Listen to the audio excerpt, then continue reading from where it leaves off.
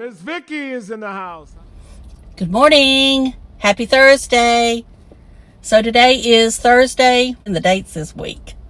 And it gets me off. Let's see. The 7th, I believe is what it is. According to this watch. It is 65 degrees, and we have had steady rain all night. We've not had a storm, but it's just been steady rain, which is the best kind of rain. Now, first of all, I know in Mississippi, they had some devastating tornadoes. I hope none of you were in that direction. I don't know about anywhere else. That's the only place I saw where there had been tornadoes. Now, I did watch some of the storm chasers for a while until I fell asleep. And I knew that there was the potentially dangerous, the worst warnings you can get. And so I don't know if there's been any casualties, but my prayers and thoughts go out to everyone involved in all of that. And I'm sure that the company I work for and many others will be out there helping to clean up. The storm chasers will be out there helping to clean up, and the Cajun Navy. But if there's anything we can do, if any of you know, let me know, and I'll be glad to put it out. And there's always charities that you can donate to, and many times I will donate to a charity that I know is on the ground. I'm not telling you not to donate to the Red Cross or anything like that, but just something that I know that is going to be instant. Okay.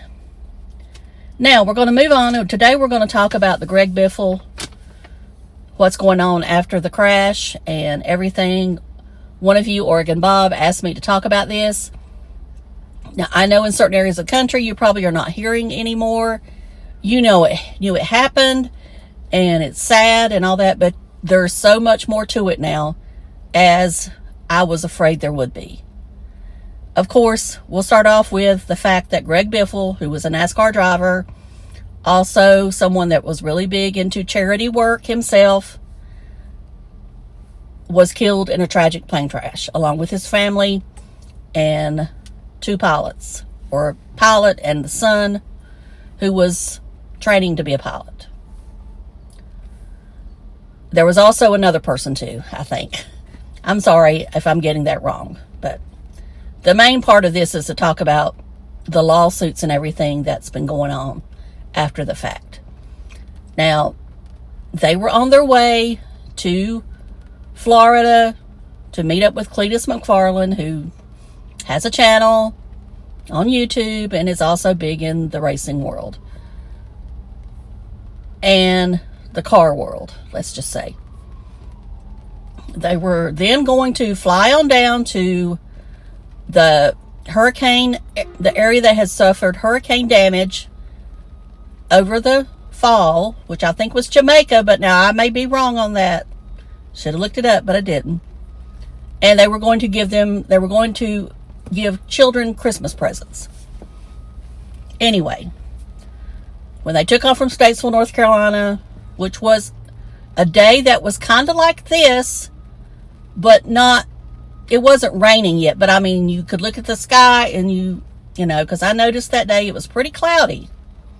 And I do believe it was windy. Not very windy, but when I first heard about it, I was over in Pigeon Forge that day, and I first thought it was weather related, but as we came to find out, maybe not. Okay. As I printed out kind of a script, but I'm not going to read it because it's obvious it's a script. And I'm not one of these people who are into scripts. I feel like talking to the real thing, and I know that some people would prefer a script. They prefer a talking head. I am a talking head, but I do show my face. Okay. Now, and that's not meant toward anybody else. It's just the way I prefer it. Okay. Instead of having a quiet time of mourning for these families, the first thing that happened was there was a break-in at the Biffle estate.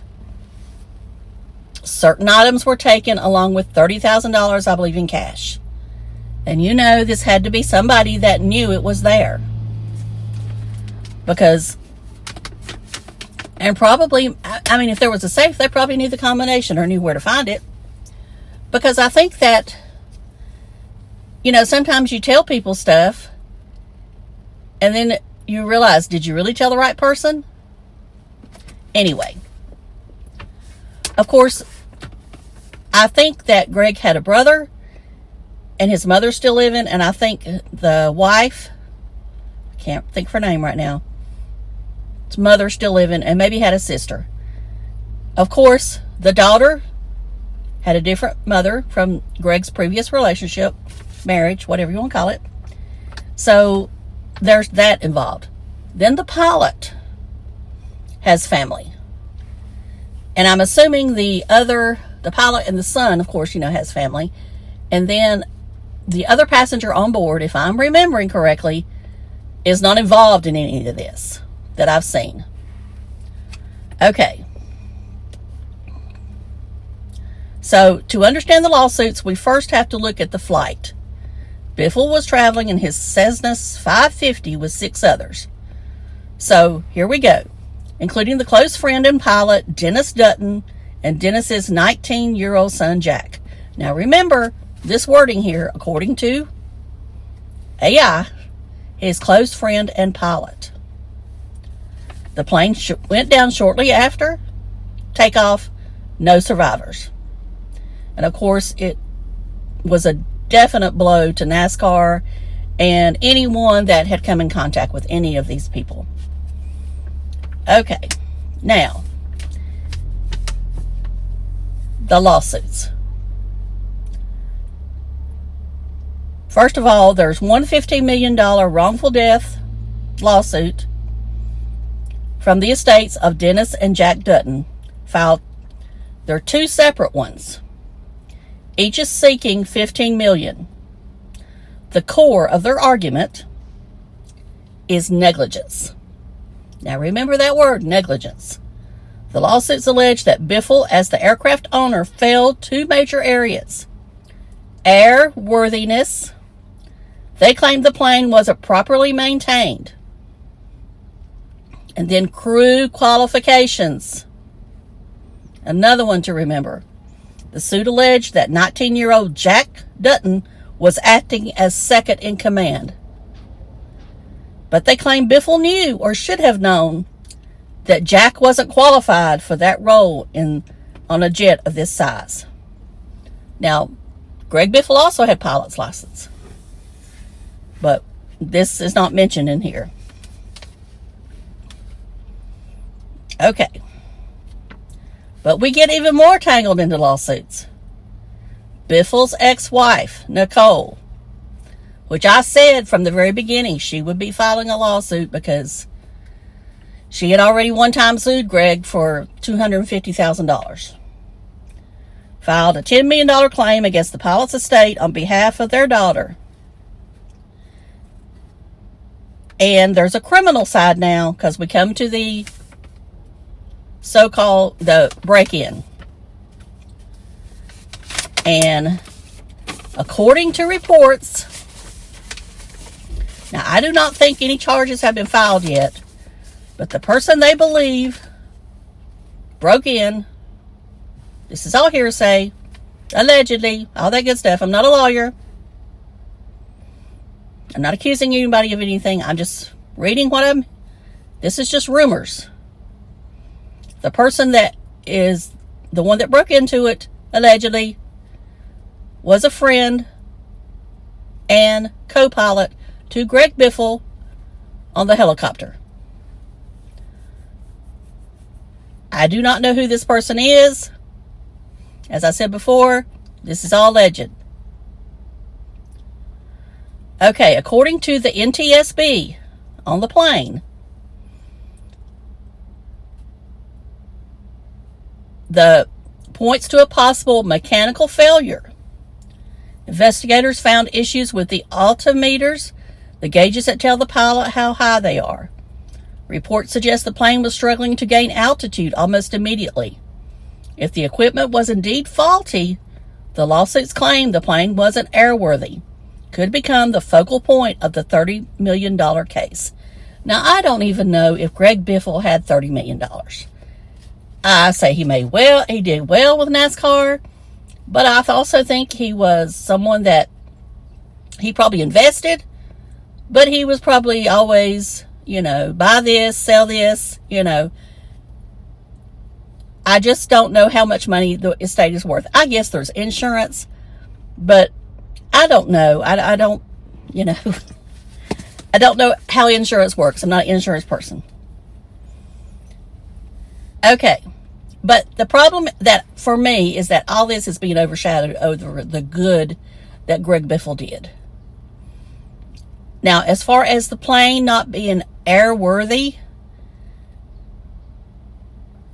Greg could be hiring mechanics to take care of the plane, and he trusts them. There's a level of trust when it comes to aircraft.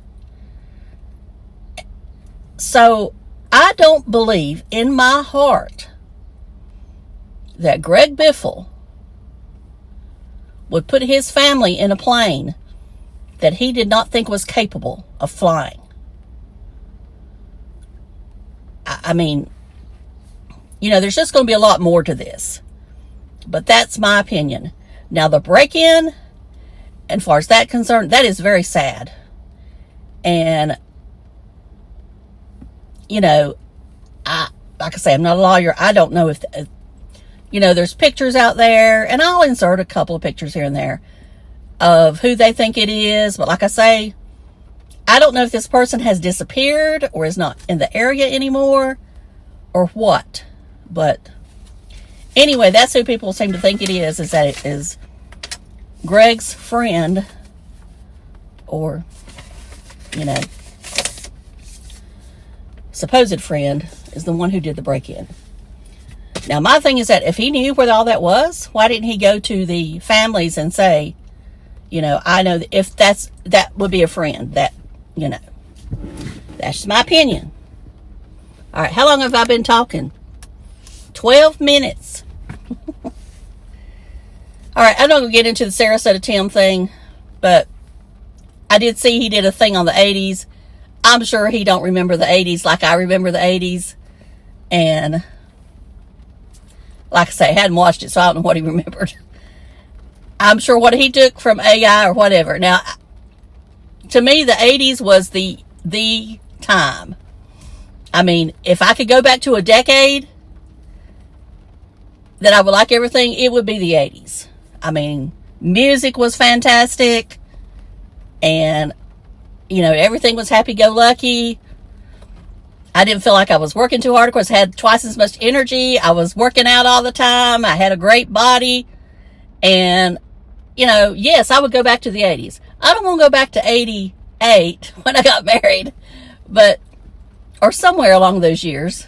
I think it was 80. I don't know when I got married. It was at the end of the 80s. Maybe it was 89. I don't know. Don't care. Anyway, I don't want to go.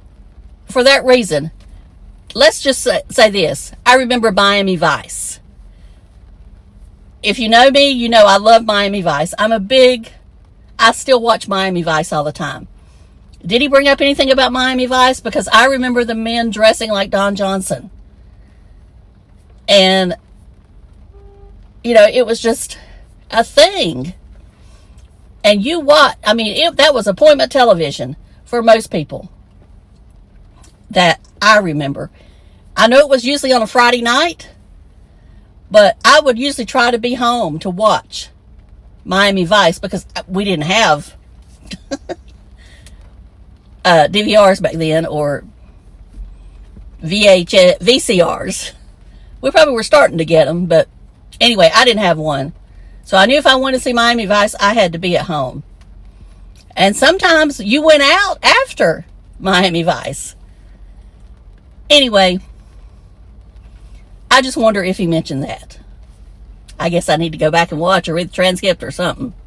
Because I can imagine someone being from Florida and not remembering Miami Vice in the 80s. And there's a new movie coming out. So I'm going to go. I'll talk to y'all later. And thank you so much for watching. I know that part of this video was not good news at all, but I'm trying to end it on a happier note with the rain coming down. I love it. And I'll talk to y'all later. Love you. Bye.